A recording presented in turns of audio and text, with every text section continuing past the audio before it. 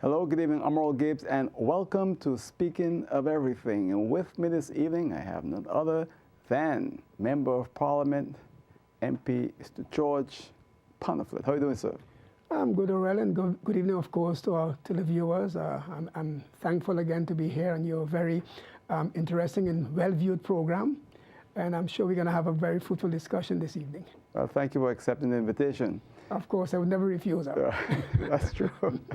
So I guess you all are happy now that the budget is over and passed, and you can go back to doing what you got to do, right?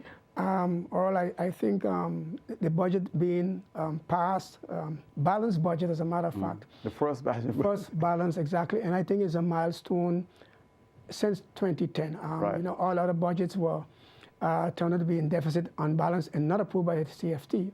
But this one, of course, you know what I mean, we had a closed-door session, but I can say that basically when they reported in the media, you could tell that they are heading towards a positive advice, Right. which I have not received as yet, but I think sometime this week or next week we'll get that for sure, because the governor signed off also. So I believe this budget definitely will be approved by the CFT. I was surprised at the response from the viewers, because I had the Minister of Finance here on Oral Gibbs Live, and after that show aired, I was really surprised. There was so much positive response to him and what he was doing with the budget. Well, the issue is he was quite clear. I mean, from the beginning, he said, look, when he came in and he saw what transpired, he said, for the last 5 years, we had no balanced budget. And what he did, I think he explained it very well. I can't do as good as he did, where he took the last 3 years and he used an average of that to set the parameters within which to set the budget. And therefore, basically, he did so. And I can tell you for sure, well, there was a lot of negative feedback towards him in the beginning, because he made some very harsh decisions. He made some cuts where we would say, well, you know, why do we do so? But it had to be done. As a matter of fact, we come to the social issues and so on, which is important for us. He knew what the CFT wanted. The issue is, they said, look, we have to deal with the APS. We have to deal with the SZV and so on. The government administration building, which is standing for quite a long time, but as you notice, we are getting it open hopefully by June, I think, 1st or whatever, July 1st, I believe. So these things had to be put in place before we got their approval, and this was done. And as he said in the program, now that that is done, he can plan future moves as to what we're going to do in order to deal with these issues like the APS and the SZV and our new old administration building. But I believe if I look at the sentiments out there, people are, I would say, I use the word, they're more tolerant and they're waiting and seeing, okay, now the budget is passed right now, what is coming next?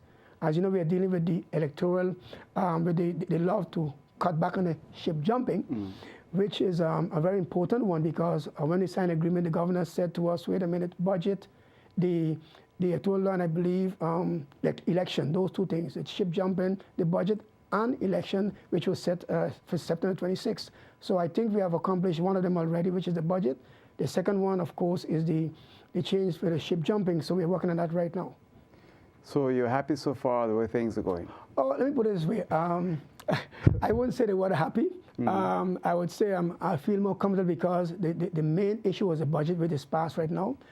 But again, when you're dealing with different members in a coalition, of course, everybody has his or her own views and so on, and agendas as to want to see accomplished. But the issue is this. We look at the facts that within a short period of time, there'll be elections in September. And what can you do between now and September? Campaign is going to start very seriously, I think, maybe the next 2 or 3 months. So what we did as a coalition and so on, starting with the ministers, and prioritize what is going to take place. And basically what we did, you have a project, I have one, but yours is more important than mine. So we worked, everybody put their heads together and work on yours to get it done and see what can be done within now and elections time. So I'm comfortable, but not happy as yet. You know, healthcare seems to be a big issue for a lot of people that I speak with. People are concerned about going to the medical center, getting the proper attention. People are concerned about the number of people that are flown off of St. Martin for medical attention. What has been your experience? Well, I must say this. When it comes to medical care, I believe that we spend large sums of money when it comes to referrals. I believe the Minister of Health, Emily, I think he traveled to I think he was in Colombia recently. Yeah, I don't know if he gave it in the press briefing to find exactly what our people are experiencing down there and why it is the cost also is so high. And he has a plan for the medical center, but as you know, I don't see it happening between now and the election because I think he mentioned the third quarter of this year is when they will try to get the plans together and then hopefully by next year start to build. But then again, it depends on the political situation. My thing is, Oral, St. Martin, where we are right now, when it comes to health, I believe that we should find ways and means to ensure that as much as possible we get the medical care here on the island. Let me go further. I was in Colombia a couple of times. I had to travel there because of my wife. And what I realized that a lot of the doctors, when you talk to them and so on, they wouldn't mind coming to St. Martin, but we don't have the infrastructure in place. We have a medical center, which, of course, is people complain about sometimes, but one of the things people have to realize that if anything happens to you or I on this island, the first place to be civilized is here. Yeah. And if they don't do their job properly, then it doesn't make any sense, you know. So St. Martin Healthcare really needs a lot of attention. I believe that the minister is doing a lot in that regard.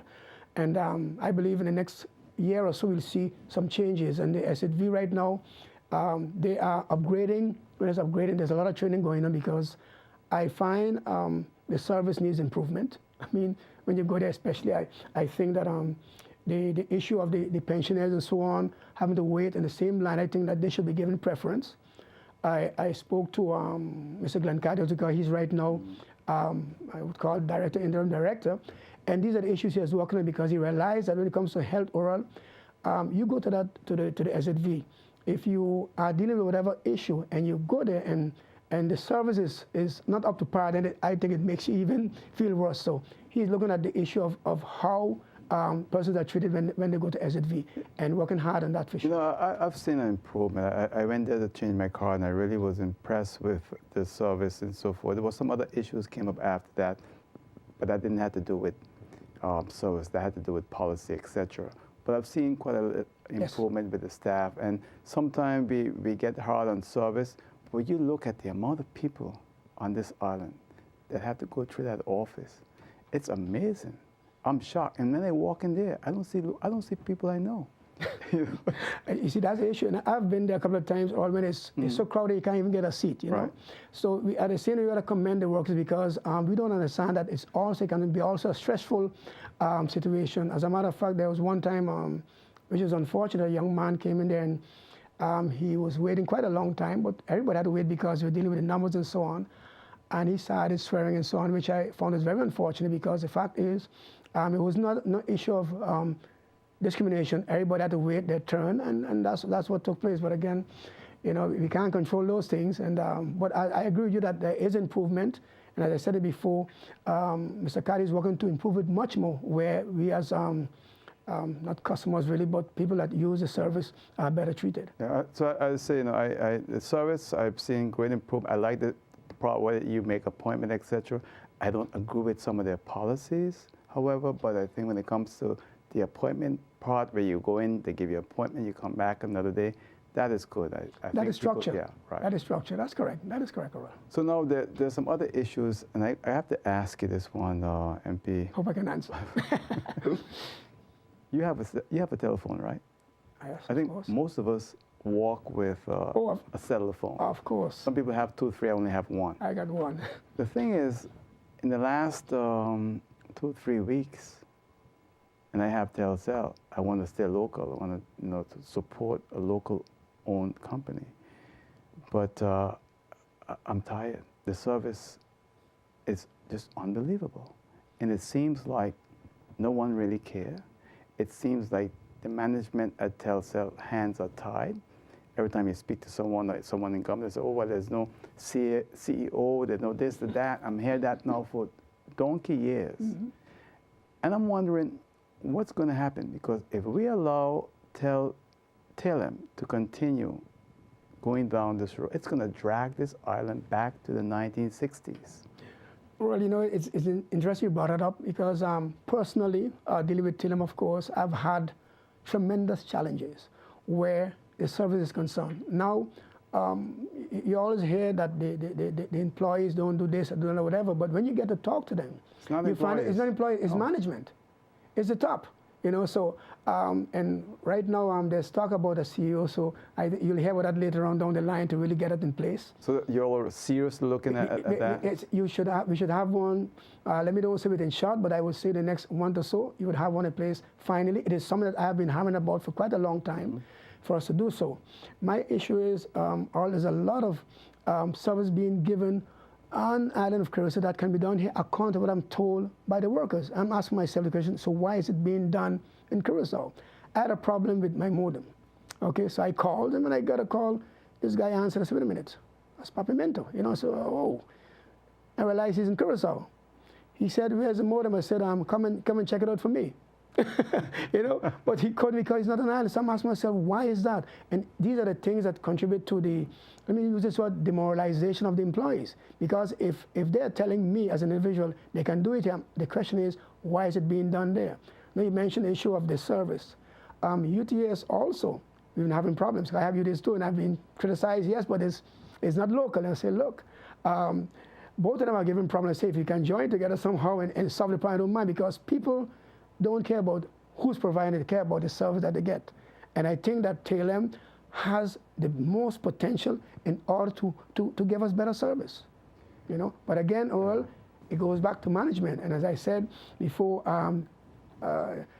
you'll hear something about that in the future for sure, where that is finally. So, you know, the thing is, when you look at all the issues we have on this island, another problem is we heard about the busing problem, and a lot of people was upset about that. I know you're a member of parliament, you support the government, but when people heard about what was going to happen, they said, well, what happened to all these families for over all these years that provided this service? How do you feel as a member of parliament about this issue? Let me tell you this. I was in town, Front Street, and while walking, this person approached me and so on, you know, and they said, what do you think about the newspaper article of Thursday concerning the bid on buses? I said, no, I hadn't read it, you know, so I said, please explain, because I don't know what you're talking about. They say, yes, apparently government, you know, is going to put the contracts for the buses on bid and so on. I said, well, I didn't know anything about it. But then, of course, Oral, this is my view as a member of parliament supporting my coalition. I would not intentionally accuse any minister, or as you use the term, to them under the bus, you know. But I said, look, the matter has to be structured, though. Because I said there are rumors, there are talks where there's some buses that are not running, but they still submit invoices to government. And if I'm not correct, the minister can correct me, the budget went from 2.5 million to 4-something million one time. In 1 year? Yes, from 1 year to the next. So that called for a tight rein, and I think this is why, and this thing was in planning prior to us taking over government. It's nothing new. It's just that it has been executed during the term of our minister. But again, I think what she did was correctly, is to pull it back, because the fact is, I think it's important to sit down with the stakeholders, because I do not know if that took place. But if you go and put a bid outside without checking the stakeholders to find what is actually going on, that would not be correct. But she's pulling it back. She has pulled it back, as a matter of fact. And I think she's going to sit down and discuss exactly how to go forward. But the issue was there were buses not running, apparently what we heard, and government was paying invoices for work that was never done and so on. So that kind of premeditated the action that transpired. No, it's quite interesting. The government had a difficult week this week, like Donald Trump. You all had the busing issue. And then you all had the problem with the garbage. That is still ongoing, I would say. You know what I've learned, Earl, when you take over something for the first time, you know, it's sometimes you have your plans drawn out, you have your structure in place, but then you get your little surprises here and there. I even called in myself and said, wait a minute, I'm looking at the garbage bin, where are the plastics? You know what I mean? And so on. And these little hiccups here and there and so on that they're working on, even up to today, they're not completed as yet. I believe as time goes by, they'll be able to provide a proper service, because garbage collection is of vital importance. And I believe in town there's an issue with the merchants where they have to pay certain time. And apparently what they're doing, if I'm correct, there's a specific time they have to put the garbage outside. And apparently after that time is expired, they're still putting garbage outside. So I said to the minister, I said, look, let us ensure that if this is the case, see if there's legislation in place. So wait a minute, if you do that, a fine should be issued, because if we allot a time for you to do it, then you cannot do it after that allotted time. So we're busy with that right now to see that, to ensure that this is the case. Wow. So what about, how you all feel about housing? Because there's still a housing issue on this island, affordable housing, that is, for the working class. Or, you know, let me put it this way, in campaigns you got to watch what you say, you know? But let me be honest, years ago, when we were Island Council, Mr. Fowler was there at the time, and I called and said, Mr. Fowler, what's going on? People are trying to get homes. And so he said, look, he said, Island Council member, come to my office. And I went down to the office, and he showed me a list of, let me just average, let's say about 300 names, he said. And he said, we have 30 homes. He said, how do we do it, you know? And well, I think it would be a myth to make people think that we can provide affordable housing for everybody. It is not possible. What we have to guard against, though, is what is, up to today, a lady called me, she's upset, because why? She knows of George Pantophlet living in a home in Belvedere, and he has his home rented in Guana Bay. I've heard that. You know? Yeah. And these are the complaints you get, and that all I find is very unfair. As a matter of fact, today on my way from the office, a lady stopped me in the walkway by the market, and she has 4 of them living in a house on the dump. She says she's trying to keep the rats out because all the bottom floor is rotting out. She's trying to get a home, but she can't afford one, even though it should be affordable, but she's looking for $200-300 an hour. You're not going to get that, you know?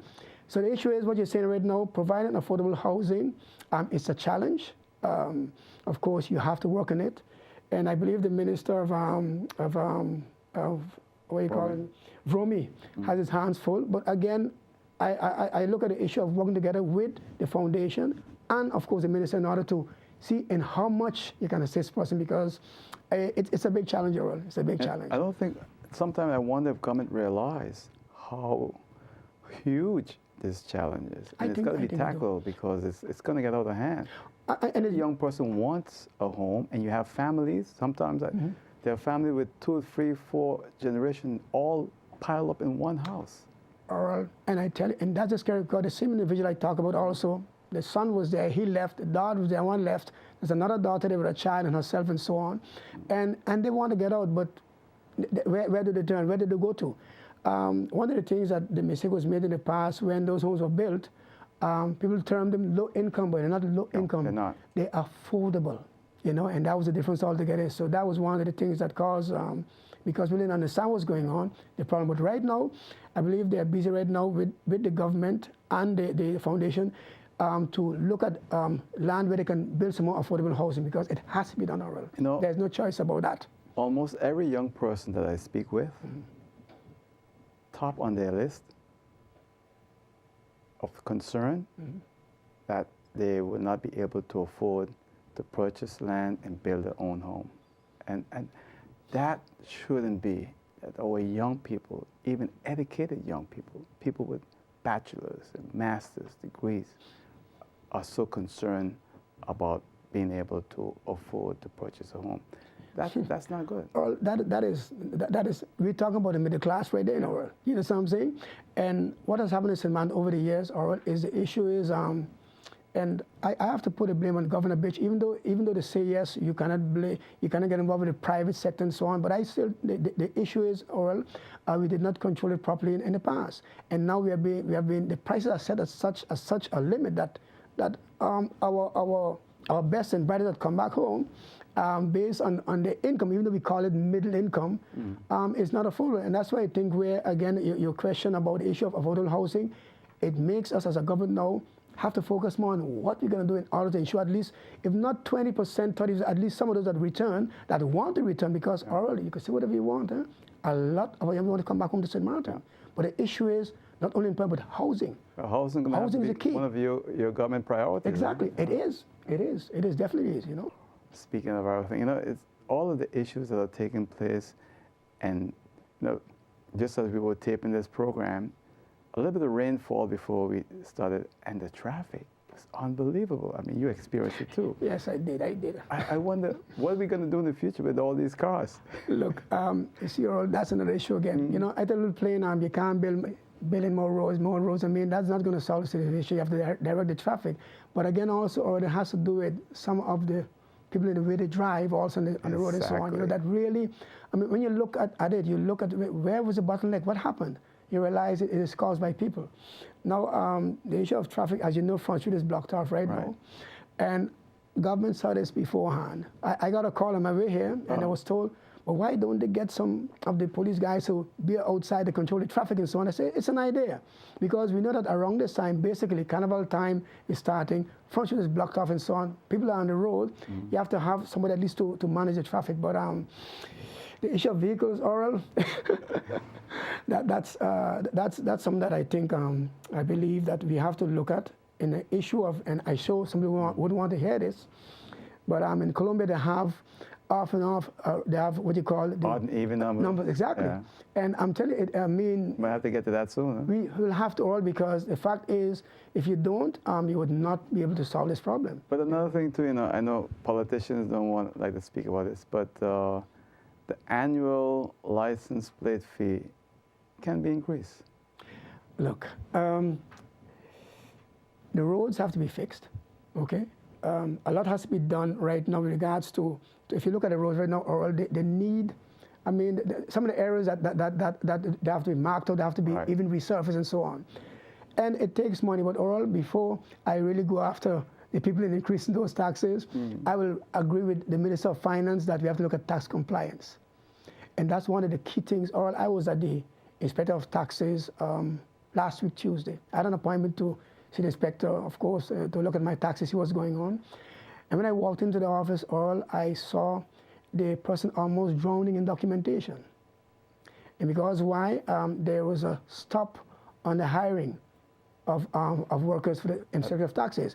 And so the minister right now, I heard via the pipeline that he allowed 3 other persons to be added. I don't know, I got to see how true that is. But Oral, if you want to talk about tax compliance, you have to make sure that the structure is in place and the persons to carry out that work are sufficiently supported. And if that doesn't happen, then, I mean, come on, because we are losing, there are 2 key things, Oral. Inspector of Taxes and the Economic Affairs. Those are 2 key money generation offices that are fighting to get their heads above water. And I'm saying that, no. If we want to get our roads fixed, if we want to collect more revenues, then I believe that the Inspector of Taxes is one of the key places to put in order for us to do so. Well, I know I've been hearing about tax compliance for a long, long time. Yes. It's like the ghost employees and the 6-month contract. But I think look, our Minister of Finance, he's on top of things. I can tell you, he has the backbone, of course. He has the tenacity to do so. And I think that once the civil servants who are not a customer of his modus operandi, is because he wants to get it done like now, once they realize that it is in the general interest of St. Martin, I think they'll walk along. As I said, the spread of taxes is key, and you're going to see a change where that's concerned, for sure. So what else on your mind before we wrap up? Well, the ship jumping issue. As you know, a committee was set up to look into that. The report is made up. We haven't seen it as yet, where we have this law in place to ensure that persons who are elected on a particular list or party, whatever, don't choose to move when they want. So that's one of the key things I believe, besides the budget, that I want to see us do before elections are held. I don't know. I just like ship jumping because I think it cleanses the system. People don't agree with it, but I don't see a problem with it. No, look, you know what that does? For government, if you listen to investors, where if there's no stability, they're not going to invest. It's been overdone the last. Yeah, and that's what I'm getting at, because I've been abroad and I like to look at global news and so on. And you know the Panama Papers you heard about? Yeah, right. That's interesting stuff. You heard about the companies in St. Martin that listed in that? No, I didn't get to that as yet. Start reading. Okay, I will do so. And it's important, you know, Argentina, El Salvador, Panama, and they're saying, you know something, wait a minute, guys, we got to clap down on this thing. Yeah. And they said, why Panama is a bit upset, because in 1927, when Panama got, let's say, the real ownership of Panama, what they did, they said they adopted the laws from someplace in the U.S., Delaware, the laws that are using right now. That's Delaware, yeah. Exactly. So they say, what it is you want to blame them for, because what they copy the laws, you know what I'm saying? The same thing is happening in America. Let nobody fool you. Okay, yeah, that's true. It's true. Yeah. So, but they're trying to put things in place right now, and it's a big challenge because France has put them on some kind of a list and so on. So they're fighting that right now. And that's unfortunate because the European countries, including the Netherlands, who also to some extent is also involved. Exactly. Well, MP, we out of time. I want to thank you for coming in. Yes. And quick in closing, I got 15 seconds. Yeah, well, again, thanks for inviting me. The people of St. Martin should rest assured that the government that is there presently are working on their behalf, and as time goes by, they'll see progress. Again, thank you and have a good night. Thank you for coming. All the best. Thank you. That's it for now. See you next time. Till then, good night. Take care. Bye.